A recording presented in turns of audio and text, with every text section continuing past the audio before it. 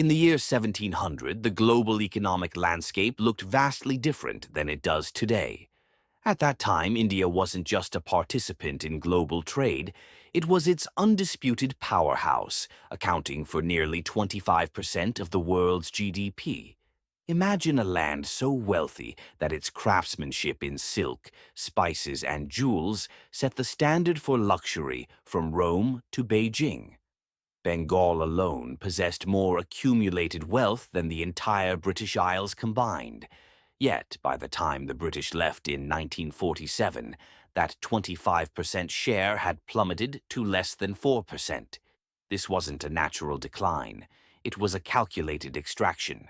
Today, we delve into how the British Empire engineered the most sophisticated extraction system in history. They didn't just conquer with gunpowder, they conquered with ledgers, taxes, and trade laws. For 2 centuries, they transformed a civilization that once exported high-end finished goods into a mere supplier of cheap raw materials for London's factories. This isn't a story of mere nationalism, it's a story of mathematics and financial design. To understand how one of the richest societies became one of the poorest, we have to look past the soldiers and into the accounting books. In the early 1600s, the Mughal Empire presided over 150 million people.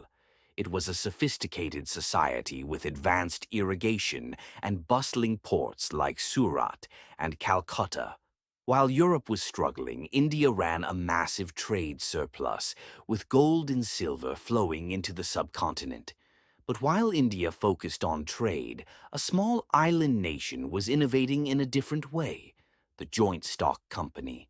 In 1600, Queen Elizabeth I chartered the East India Company. It wasn't a branch of government.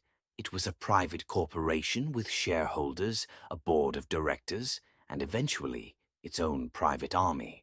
The year 1757 marked the pivot of world history at the Battle of Plassey. It wasn't just a military defeat for the Nawab of Bengal.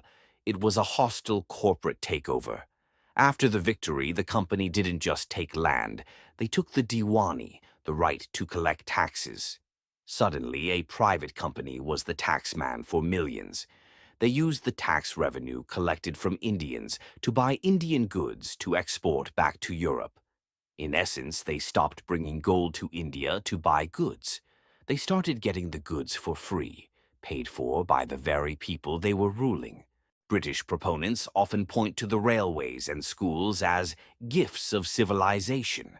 However, looking at the financing reveals a different reality.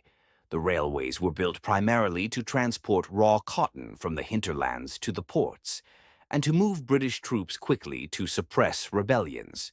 Furthermore, these projects were funded by Indian taxpayers, while British investors were guaranteed a 5% return.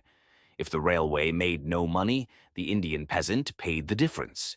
It was a vampire system, draining the lifeblood of the economy without providing any reciprocal benefit to the locals.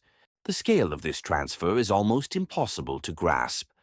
Renowned economists estimate that between 1765 and 1938, the United Kingdom extracted the modern equivalent of nearly $45 trillion from the Indian subcontinent.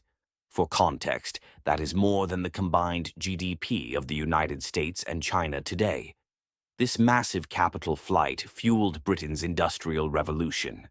While the looms of Manchester began to hum, the world-famous weavers of Dhaka were driven into poverty, their industry systematically dismantled to ensure India became a captive market for British textiles.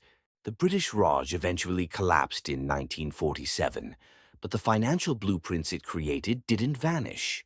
Today, we see similar patterns in global debt dependencies. Many developing nations find themselves in a cycle of exporting raw materials and borrowing from international institutions to buy finished technology. The drain of wealth has evolved from gunpowder and colonies to interest rates and structural adjustments. History shows us that empires don't necessarily end. They adapt, moving from the physical world into the digital ledgers of global finance. Despite 2 centuries of systematic looting and engineered famines that claimed millions of lives, India's story ends with resilience. Today, India has reclaimed its spot as one of the world's fastest-growing economies, rebuilding from the hollowed-out shell the empire left behind. The lesson is clear. While systems of extraction are incredibly efficient, the human spirit and the drive for reinvention are harder to kill. The ledger of history is still being written, and today the balance is finally starting to shift.